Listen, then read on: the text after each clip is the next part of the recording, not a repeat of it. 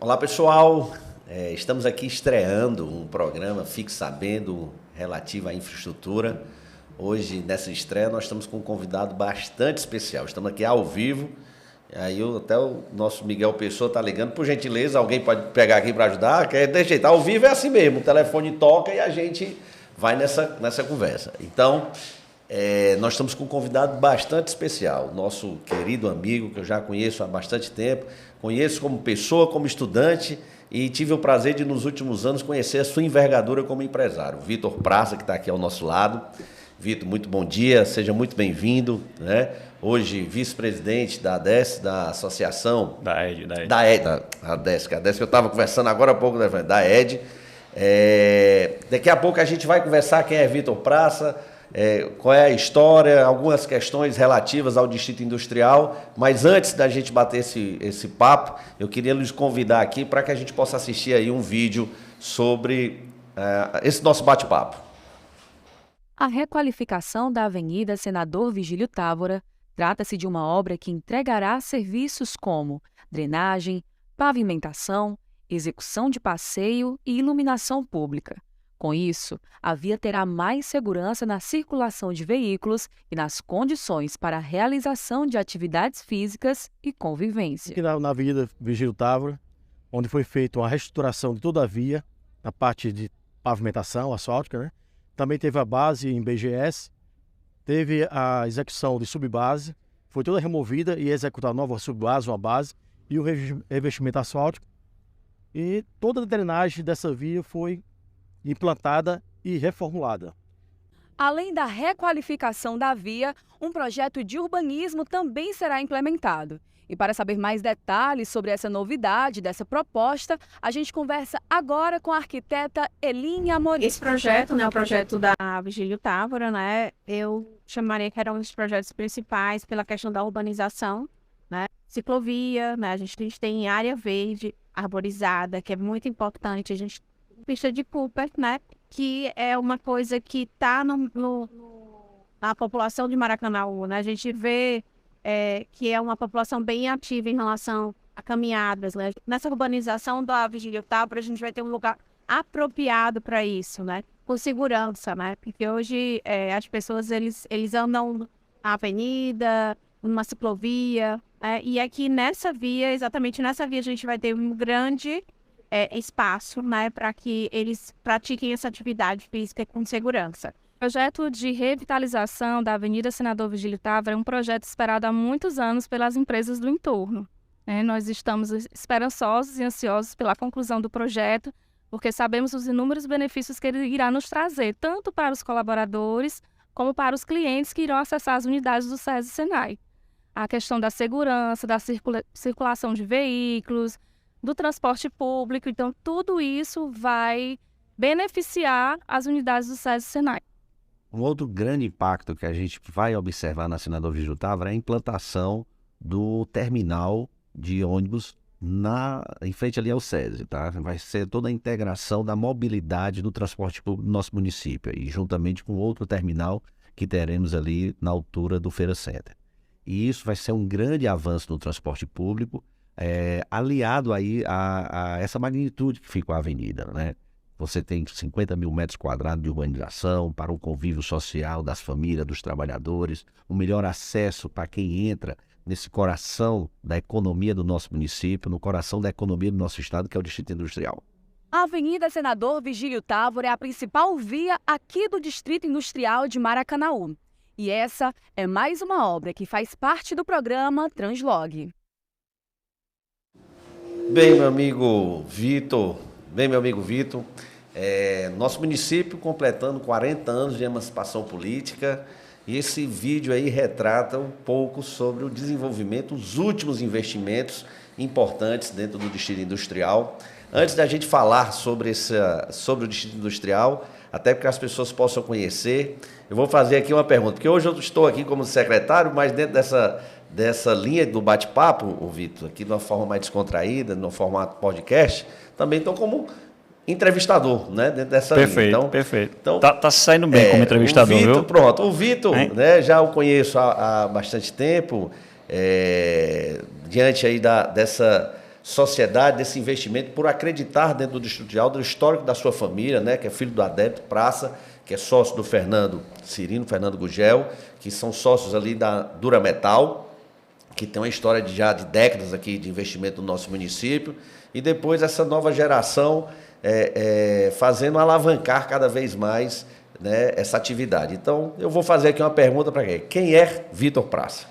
Bom, Rafael, em primeiro lugar, é um prazer estar aqui, né, e inaugurando aí esse quadro, né, de falar sobre a infraestrutura de Maracanaú. Para a gente é um prazer estar aqui, muito obrigado pelo convite, e também dada a importância do tema, né, a gente gosta muito do Maracanaú, está aqui todo dia, passa mais tempo aqui do que nas nossas casas, né? Eu resido em Fortaleza, mas passo mais tempo em Maracanaú do que na própria Fortaleza, né? Então, quando a gente trata de um tema sobre esse, é um tema de muita importância para a gente e a gente gosta muito de tratar, né? Você vive em Maracanaú e dorme em Fortaleza, exatamente. Então, nada melhor do que tratar sobre a infraestrutura, é algo que nos deixa muito animado e muito feliz, né? Bom, Vitor Praça, eu sou, como você já bem colocou aí, hoje eu sou o diretor industrial da Durametal, né, uma empresa familiar, é uma empresa que foi fundada, né, tem origem na Fundição Cearense, então é uma empresa centenária, fundada lá em 1855. 1855. E o terceiro dono dela foi o tataravô do meu sócio hoje, do Felipe, né? Certo. Então, teve toda a origem lá no centro de Fortaleza, depois passou pela história na Metaneide. Na Metaneide foi quando meu pai se juntou à história, estava lá o doutor Fernando começando a carreira profissional dele, e aí convidou meu pai para ser sócio. Meu pai, na época, era estagiário. Porque existia a fundição cearense. A Fundição Cearense já existia, e aí o seu Célio, que é o vô do Felipe, meu sócio, né, hoje, o seu Célio Gugel, ele tinha... A fundição ela ficava já aqui no território de Maracanaú. Não, acho que era no centro ainda de Fortaleza. Centro de Fortaleza. Mas ela chegou a vir para Maracanaú? Não, depois ela veio para Maracanaú naquele terreno em frente à Durametal. Certo. Mas nós estamos falando aí da década de 70 ainda. Okay. Na década de 70 existia essa empresa, que era a Metaneide, que era de tinha um outro proprietário, que era o seu Zé de Paula Joca. Ele até era do ramo de transporte, sendo da espécie de luxo e tal. E aí o Fernando Cirino... Naquela época, um jovem desafiador, 20 anos de idade. E aí viu na Metaneide uma grande oportunidade de ampliar as operações da Fundição Cearense. E as atividades semelhantes. Eram duas fundições, né? Uhum. E aí ele adquiriu, junto com o seu Célio, que era o pai dele, a Metaneide. Meu pai, à época, trabalhava na Metaneide, era estagiário. Então, eles brincam que era um recém-formado em economia, que era o Fernando, e o meu pai recém-formado em engenharia mecânica. Estava fazendo estágio lá. Meu pai estava fazendo estágio. E aí veio o Fernando. Olha para vocês verem, observar, quem está nos assistindo, a importância. Agora há pouco, nós estamos aqui ao vivo, são 10 e... Que horas? 10 e 29, 10 e meia. Nós estávamos ali dando boas-vindas a vários estudantes, né, para oportunidade de estágio e do jovem aprendiz, que também quero até depois tocar esse assunto relativo à empresa. Nós temos vários, né, lá. E aí você vê que o seu pai era estagiário da Metaneide quando conheceu o Fernando. E aí eles chegaram lá e desde aquela época o Fernando sempre muito visionário, né? Diz, rapaz, eu acho que o meu negócio é aqui. Viu a oportunidade de ter um produto em série, que até então a Fundição Cearense era uma fundição sobre encomenda, ou seja, você podia chegar lá e encomendar a peça que você quisesse. E viu na Metaneide uma oportunidade de ter uma fundição de série, né, de produtos em série. E aí convidou meu pai, na época, em 77, para ser sócio, né? E aí eles começaram essa sociedade em 77. Então ficaram lá na Mr. Hall, né, que a Metaneide já era lá. Estou me lembrando. E aí vieram para o Maracanaú em 1996. Em 1996 foi iniciadas as operações da Durametal, né, que era um projeto Sudene, que começou com outra empresa, depois foi passada para a Metaneide, que aí virou Durametal. E aí foi eu diria que foi um novo marco na história da empresa. Porque até então, para você ter noção, foi só ao vir para a Durametal com o parque fabril atualizado, né, na época, foi que a gente teve condição de começar a fornecer para as montadoras, né? As montadoras de veículos, que hoje é o nosso principal mercado. Hoje a gente pode dizer que aqui em Maracanã nós temos produtos que são fabricados aqui e vai para o mundo todo. Vai para o mundo todo. A gente tem uma grande atuação no mercado nacional, nas montadoras, como eu estou te falando, mas a gente manda os tambores para mais de 10 países, América Latina toda, Estados Unidos, Canadá, para África já chegamos a mandar, então vai do Maracanã para o mundo, como a gente costuma dizer. Muito bacana isso, e é interessante. Um dia desse, Vitor, eu estava fazendo a reflexão, também dentro do Distrito Industrial, fazendo uma visita lá na Coca-Cola, e comecei a fazer essa reflexão de, poxa, a Coca-Cola, que o cearense, que vai para a mesa do cearense, é fabricada no Maracanaú, ou seja, ela é made in Maracanaú.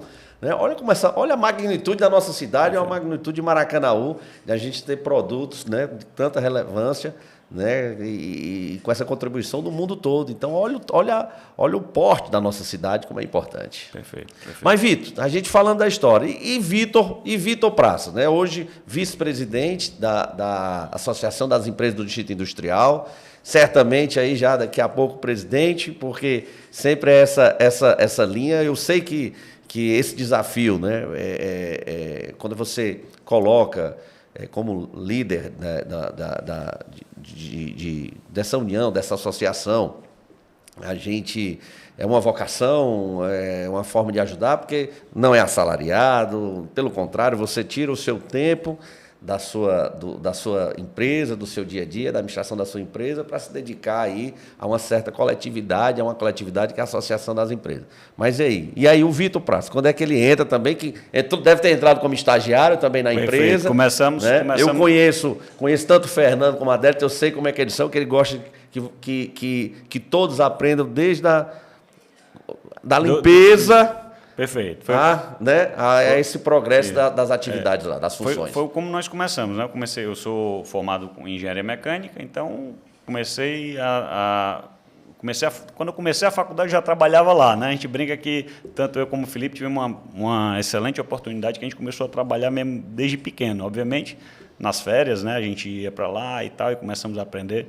Tem uma colaboradora nossa lá que trabalha há 42 anos com a gente, e a gente começou com ela. E aí ela brinca sempre, foi eu que ensinei vocês, e é verdade. A gente começou trabalhando no setor pessoal na época, né? E aí, mas, obviamente... Setor pessoal é aquele velho setor para levar documento para lá e para cá. Para lá e para cá, né? Fazia de um tudo lá, né? Obviamente nas férias. Se você soubesse como é tão importante aprender isso, porque eu lhe digo o seguinte, cada um na sua atividade, cada um na sua função. Eu também sou formado em Direito, né, sou advogado, e quando estagiário é aquela tramitação né, hoje em dia está virtual, hoje é uma nova realidade, mas na minha época os processos eram físicos, e como era importante você ter aquela habilidade de saber, né, bater em vara, cada vara fazer essa cobrança, levar documento, saber onde é que dá a entrada. Então, como cada atividade, sua aprendizagem. Perfeito. E aí, mas quando comecei na engenharia mecânica, aí sim, aí adentrei na indústria mesmo, né? Comecei trabalhando no setor de engenharia, depois tive uma passagem pela parte de qualidade, tive uma passagem também no setor da manutenção. Então, como você colocou, a gente passou aí por vários setores. A empresa foi se transformando na medida que a gente ia trabalhando e ia avançando. Quando foi em 2006, os 3 sócios, né, que até então era o Fernando, o Adérito, meu pai e o Helder, decidiram, né, nós fomos, na época, procurados por um grupo multinacional para que queriam comprar a empresa, né? 10 anos após. 10 anos após da fundação.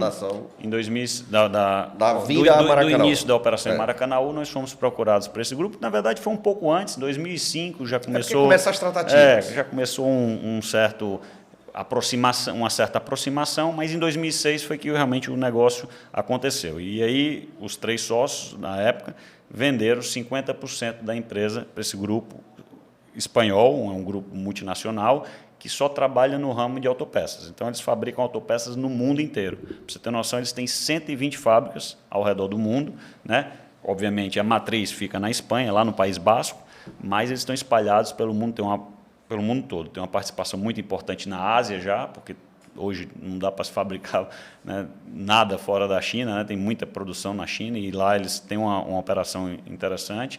E no resto do mundo inteiro. Só aqui no Brasil são 12 fábricas que esse grupo tem, né? Então, eles vieram, compraram 50% da empresa. Na época, eu estava me formando, né, em engenharia mecânica. O Felipe estava se formando em administração de empresas e a gente começou a trabalhar. Eu diria que nós já nos adaptamos a essa metodologia de trabalho com a multinacional, porque a gente já começou com isso, né? Você sabe que uma empresa, quando ela é comprada por uma multinacional, tem uma série de requisitos que tem que ser cumpridos. Novas culturas empregadas no dia a dia. Então, nós trabalhamos... Mas, Vitor, me diz assim, eu acho que é interessante a gente fazer essa reflexão. Dentro dessa, com essa aquisição, né, por pessoas do mercado internacional, não sei se você se recorda, se tem condição de me colocar esse dado. Quantas oportunidades naquela época a empresa tinha e, após essa aquisição... nós aumentamos o número de empregos, nós mantivemos. Eu diria o seguinte, não sei se você porque eu sei que faz 2006, há quase uma década disso. A gente, em 2006, a gente tinha uma capacidade produtiva, eu diria que uns 70% que a gente tem hoje. Tá? Quando foi em 2010, ou seja, 4 anos após a aquisição pelo Grupo Espanhol, a gente fez uma ampliação importante na fábrica, onde a gente praticamente dobrou a capacidade. Né? E você diz, então se dobrou, a capacidade era 50% do que é hoje? Não era, porque a gente tinha um outro equipamento periférico, uma linha de molda que a gente desativou. Então, eu diria que a gente cresceu de quando o grupo adquiriu para cá, a gente cresceu algo em termos de 30%, 40% da nossa capacidade produtiva. Né? Então, a gente vem avançando, isso em termos de números de postos de trabalho. Hoje a gente está com algo em torno de 650 colaboradores. À época a gente devia estar com, sei lá, uns 500, 450 colaboradores. Então, avançamos, sem dúvida, nessa questão de... E a nossa perspectiva é avançar mais? Eu diria que nós avançamos mais ainda, não só no número, né, mas na qualidade desses postos de trabalho. Porque o que a gente vem fazendo, a gente vem investindo na automatização da empresa, ou seja, na modernização da empresa. Então, você deixa de ter um simples auxiliar de produção, que vai ali carregar uma peça para um lado e para o outro, para ter um operador de máquina que vai operar uma célula robótica. Então, o que a gente vem fazendo ao longo dos últimos anos é investido muito nessa tecnologia. Por quê? Porque sem essa tecnologia, você não consegue a produtividade. Sem a produtividade, você não passa a não ser competitivo. Mas, para você fazer uma reflexão, Vitor, se você fizer uma análise, como você disse, chegou em 96, em 2005 iniciaram as tratativas, em 2006 começou esse investimento em tecnologia. E se você verificar Maracanaú dos meados do ano 2000, né, após 2005, né, você não tinha o IFCE, você não tinha faculdades que vieram colocar, esse número de escolas técnicas.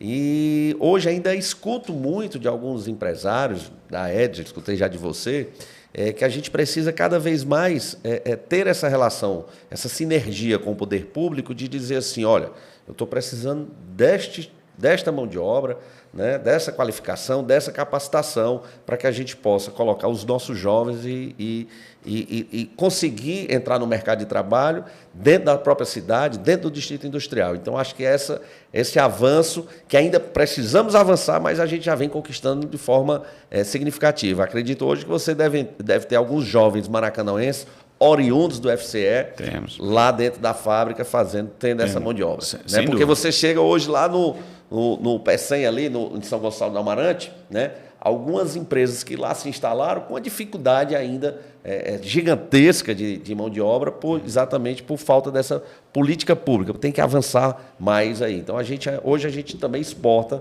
mão de obra para São Gonçalo. Né? Não, sem dúvida. A gente se beneficia muito desses programas. Tem o próprio Senai, é um gerador de mão de obra importante para a gente. O IFCE, como você bem colocou, a gente tem um programa desses pessoal que entra como menor aprendiz, que também tem os institutos, os órgãos que preparam esse pessoal e adentram na empresa. E é impressionante como a gente tem tido bons retornos desse pessoal que entra cedo na empresa. Porque é como a gente costuma dizer, o cara que já entra novo na empresa... Ele é moldado, né? Ele já é moldado. É como a pessoa que vai aprender a dirigir, não tem vício nenhum, né? Como se diz, né? Ela vai aprender a dirigir da maneira correta. A importância que vocês, empresários, colocam nesse programa Jovem Aprendiz, no primeiro passo, no estágio, por quê? Porque daquela pessoa que está lá aprendendo, na verdade, vocês estão formando também dentro da cultura da empresa para o crescimento da própria empresa. Ela já está sendo moldada na cultura da empresa. E é impressionante como a gente percebe isso. Então, a gente tem aqueles vários exemplos de pessoas que hoje têm 10, 15 anos de casa que começaram estagiário. E é impressionante, às vezes até mais do que isso. Então, é impressionante como uma pessoa já vem com aquela cultura, já vai amadurecendo profissionalmente e já vai sendo moldado com a cultura da empresa. E como isso faz a diferença, né? Então, esses tipos de iniciativas realmente fazem a diferença e a gente tem se beneficiado bastante. E veja até no seu caso e do próprio Felipe, que foram estagiar, vocês, embora seja uma empresa familiar, mas vocês têm os irmãos e aí cada irmão vai para uma outra tipo de atividade. Exatamente, porque o estágio proporcionou essa integração e essa vontade de crescimento e de continuidade dentro dessa atividade da empresarial. Perfeito, perfeito. Vitão, e a gente, olhando aqui, eu queria entender aos olhos da Associação das Empresas do Distrito Industrial, a ED, a importância desses investimentos que estão sendo feitos, conforme a gente viu aquele vídeo agora há pouco, essa nova cara, esse novo formato que está sendo empregado de mobilidade, de transporte, de logística no Distrito Industrial. Perfeito. Você sabe disso, eu já tinha conversado com você já há muito tempo atrás, logo que o Rafael assumiu e sempre numa conversa muito aberta. Sempre, Rafael, nos chamou muita atenção, né, pelo sentido inicialmente negativo, da condição que o Distrito Industrial tinha, né? Porque a gente, como a gente bem colocou aqui, a gente fabrica o nosso produto aqui e vai para o mundo todo, né? Então a gente recebe os clientes de outros países, de multinacionais, de fábrica de caminhões, que são pessoas acostumadas a andar no mundo todo. E eu me lembro muito, e a gente pegava o cara no aeroporto ou no hotel ali na beira-mar, né? Até isso já está melhorando no Maracanã, porque já tem um hotel bom aqui, que às vezes o pessoal se hospeda aqui no próprio Maracanã, né? Mas pegava o pessoal lá, vinha no caminho, quando chegava ali no distrito, rapaz, a gente às vezes tinha uma certa, né? Poxa vida, o cara, mato alto, a rua, né, esburacada e tal. Aí quando o cara entrava na fábrica, tudo arrumadinho, né? Mas da porta para fora, uma certa necessidade de melhoria. Quando a gente vê essa necessidade aí foi quando vocês têm essa associação, né? Exatamente. A ED já existe há bastante tempo. Para exatamente ter esse diálogo mais... esse diálogo com a prefeitura, e sempre foi tema com reuniões entre a ED e a prefeitura, porque, poxa, precisamos dar uma melhorada no distrito. Então, quando a gente vê uma obra dessa magnitude aí, como foi mostrado no vídeo, nos alegra muito, né? Porque, poxa, nós fomos ouvidos, né? Tudo que a gente sempre pleiteou está acontecendo agora. Então, é uma coisa que nos alegra muito. Eu passo ali diariamente, vejo o avançar da obra. Aí aquela estrutura que vai ser criada ali na Avenida Senador Vigílio Távora, eu acho que vai beneficiar muito os nossos colaboradores, né? Como a gente viu na entrevista aí hoje, todo mundo está cuidando da saúde, né? Exatamente. Você pega, não é só um investimento de malha viária, né? De melhoria de malha viária, de acessibilidade nas calçadas.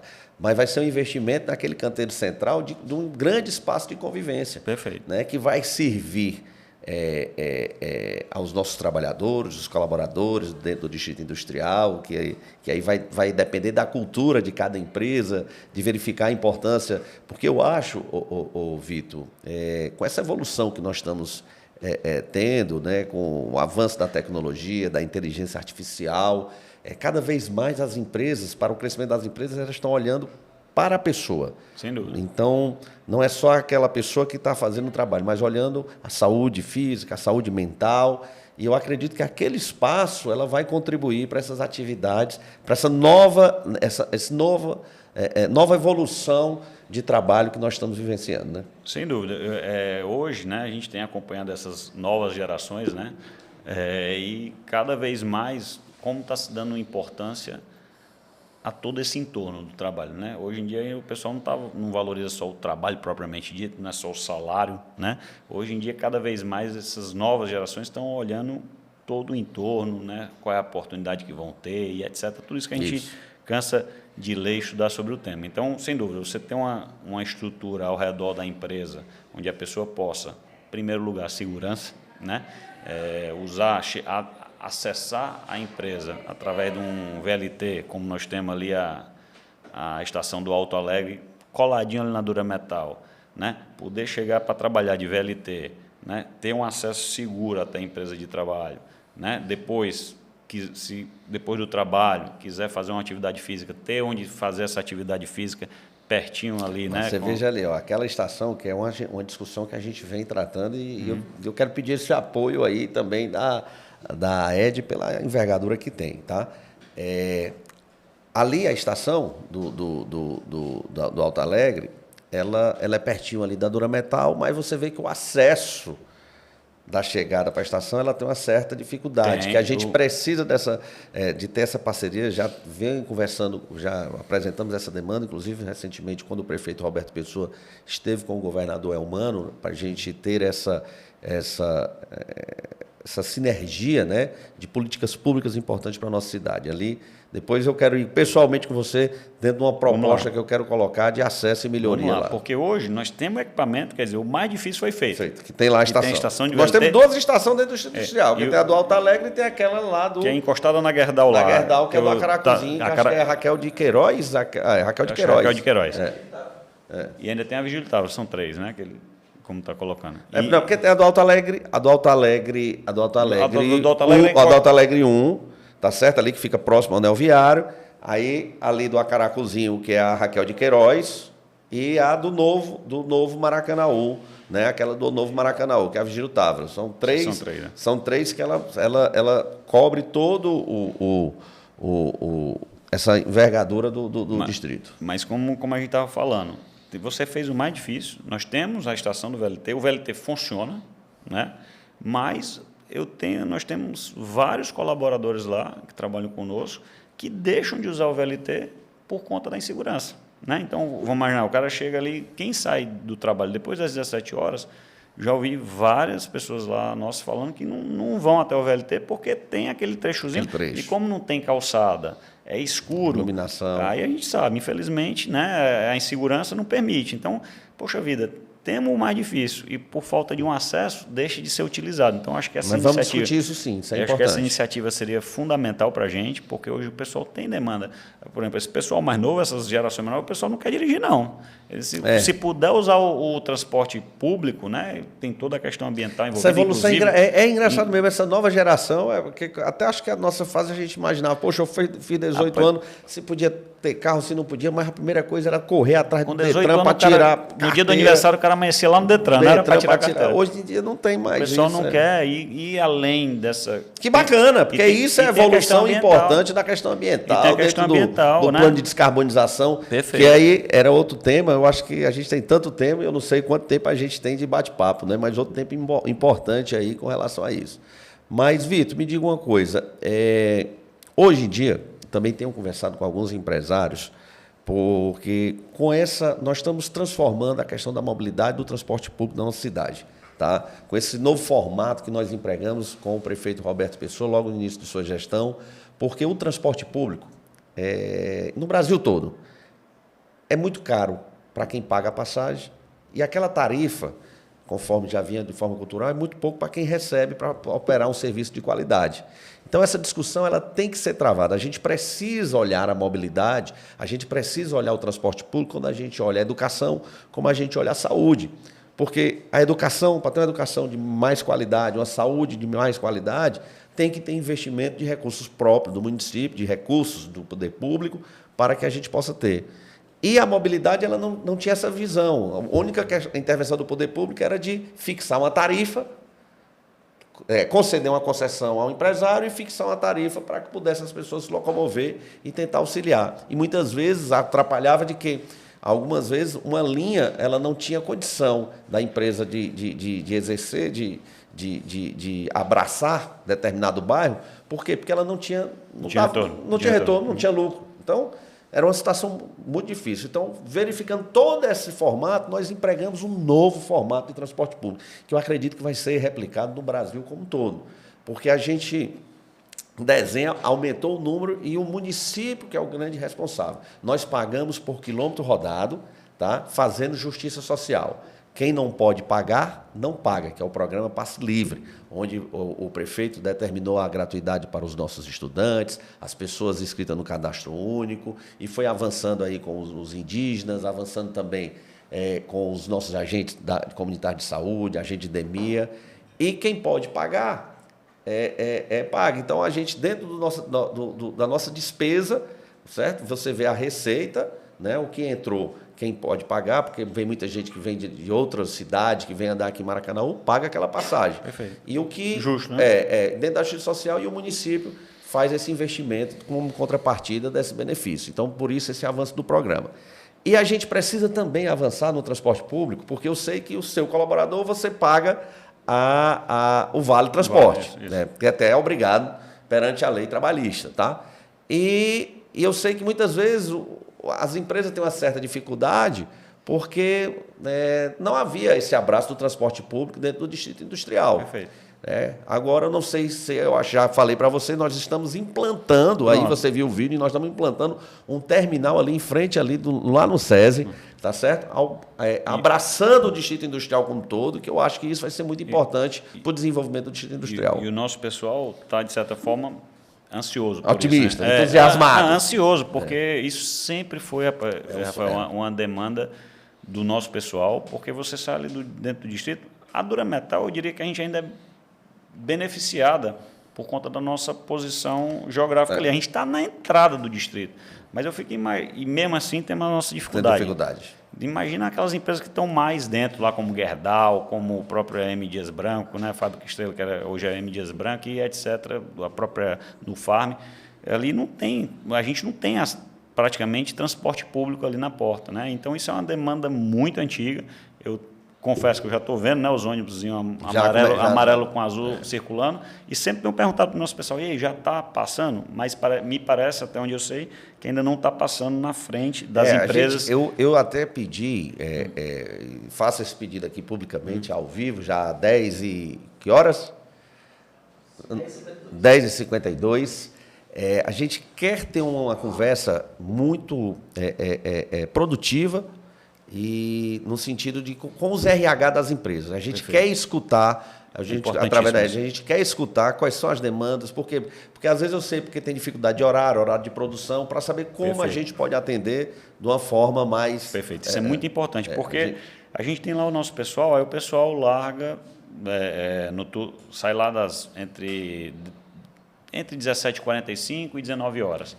Aí o cara não tem para onde sair, né? Não tem para onde escoar. Já está escuro, tem a questão da insegurança. Então, eu acho que essa questão da linha de ônibus vai a gente quer discutir. Eu quero esse abraço aqui para a gente muita gente se reunir lá no Clube da Parceria, fazer uma reunião com os RH, porque tem maior conhecimento do relação. Você chega lá na fábrica, é impressionante a quantidade de moto que tem, de bicicleta, porque o pessoal não tem como chegar lá. Agora, sabe que de bicicleta é porque o nosso território, a nossa cidade, Vitor, a nossa cidade ela não tem uma extensão de território. A nossa cidade é uma cidade pequena, de território grande na economia, grande pelas pessoas que aqui moram, mas ela não tem um território pequeno. E cada vez mais, dentro da política pública, do Plano Municipal de Mobilidade, a gente está incentivando a utilização das bicicletas. Isso é importante. Inclusive, eu não sei se você vem observar os investimentos que a gente está fazendo de ciclovia e ciclofaixa dentro do Distrito Industrial para dar segurança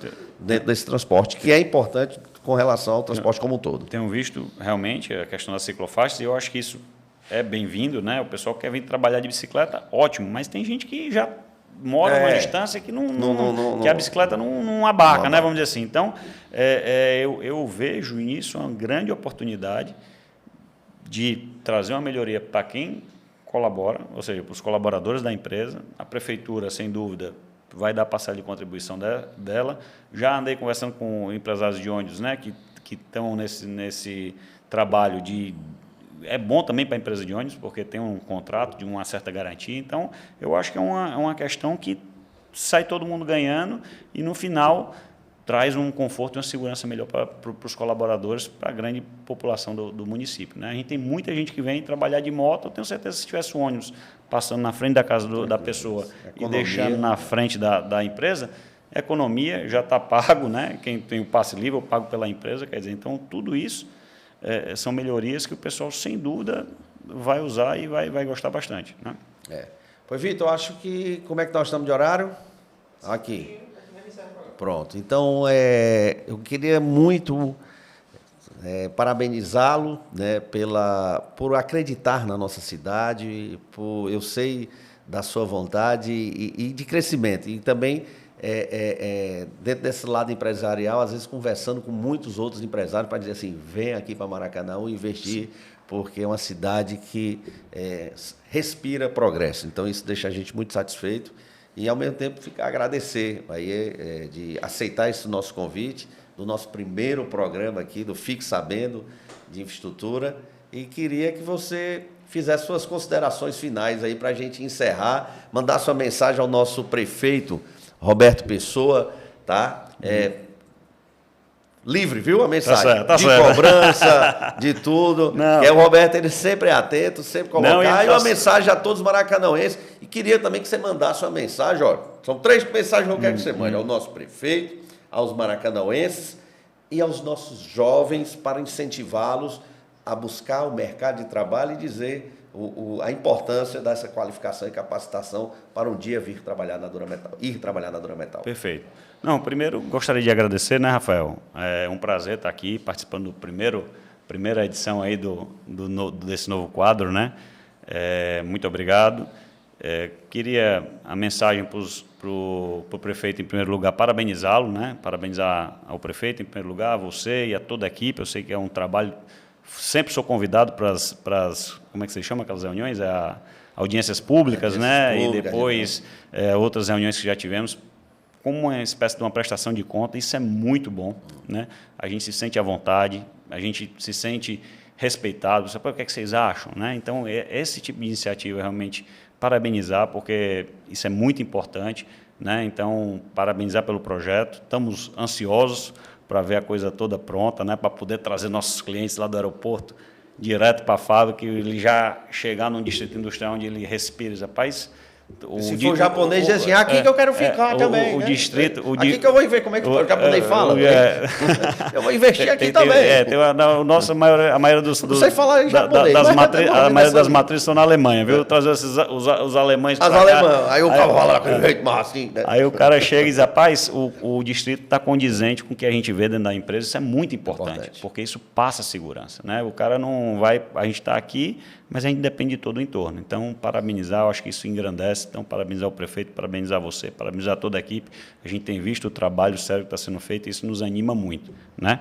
Com relação aos maracanauenses, realmente, eu acho que eu não sou nascido em Maracanaú, mas me sinto maracanauense, porque passo mais tempo aqui do que em Fortaleza, né? E meu avô era português, mas veio ganhar a vida aqui no Brasil, no Ceará. E ele dizia, rapaz, a terra da gente é onde a gente ganha o pão. Ele era padeiro, né? E dizia assim, a terra da gente é onde a gente ganha o pão. E, portanto, Maracanaú é minha terra, né? Então, me sinto maracanauense também. Parabenizar a todos, né? Eu acho que a gente tem que sempre continuar nesse movimento de evolução, né? A gente tem que cobrar quando tem que ser cobrado, parabenizar quando tem que ser parabenizado, porque a gente quer ver cada vez mais o nosso município melhor, né? Com mais condição, com mais segurança, né? Como é importante você poder vir para o trabalho e saber que está seguro, sair do trabalho, você passa às vezes uma jornada de trabalho cansativa, é pesado, e você ainda sair com essa questão de ter uma insegurança, com não saber se vai ter transporte na porta. Então, são preocupações a mais que, se você puder economizar, com certeza você vai poder trabalhar melhor. Então, parabenizar toda a população também, dizer, assim como todos, estou muito ansioso para que isso fique pronto logo, né? E com relação aos jovens, como você bem colocou, eu acho que é isso aí, incentivar a turma, né? Hoje em dia é muito importante que as pessoas se preparem. Como eu falei, a gente vem numa escalada tecnológica na empresa. Se você chegar na Dura Metal de 96, na Dura Metal de hoje, você muita coisa aconteceu. E a gente precisa de pessoas para tocar essas novidades, essas tecnologias. Então, é importante que o pessoal se prepare. O melhor caminho é realmente se preparar, começar, quem sabe, num programa de jovem aprendiz, ir atrás do IFCE, através do Senai, para poder realmente a gente ter mão de obra capacitada. Hoje, a gente precisa de mão de obra capacitada para poder tocar todos esses processos que estão lá. Então, será um prazer recebê-los lá, né? E que, se Deus quiser, muitas oportunidades aí virão para todos, né? Tá bom? Obrigado, Vitor. Quero dizer aqui, fico muito agradecido. Queria muito que esse programa pudesse se estender mais, que é um bate-papo muito bacana. Fiquei muito entusiasmado aí pela sua fala, pelo seu conhecimento, e dizer que efetivamente política pública a gente faz com diálogo, a gente aprende conversando com o empresário, conversando com o colaborador, conversando com aquela pessoa mais humilde. Todo mundo tem algo a ensinar para que a gente possa fazer o crescimento da nossa cidade. Então, meu irmão, muito obrigado, que Deus nos abençoe, e fica aí agradecido todo mundo aí, todos os colaboradores da TV Potiguara por nos dar essa oportunidade, ao nosso secretário Erivelto por acreditar que a gente pode, além de estar lá no dia a dia da secretaria, tocando aí a cidade com diversas políticas públicas, mas também dar a nossa contribuição na comunicação, na transparência e conversando com a população. Um abraço a todos.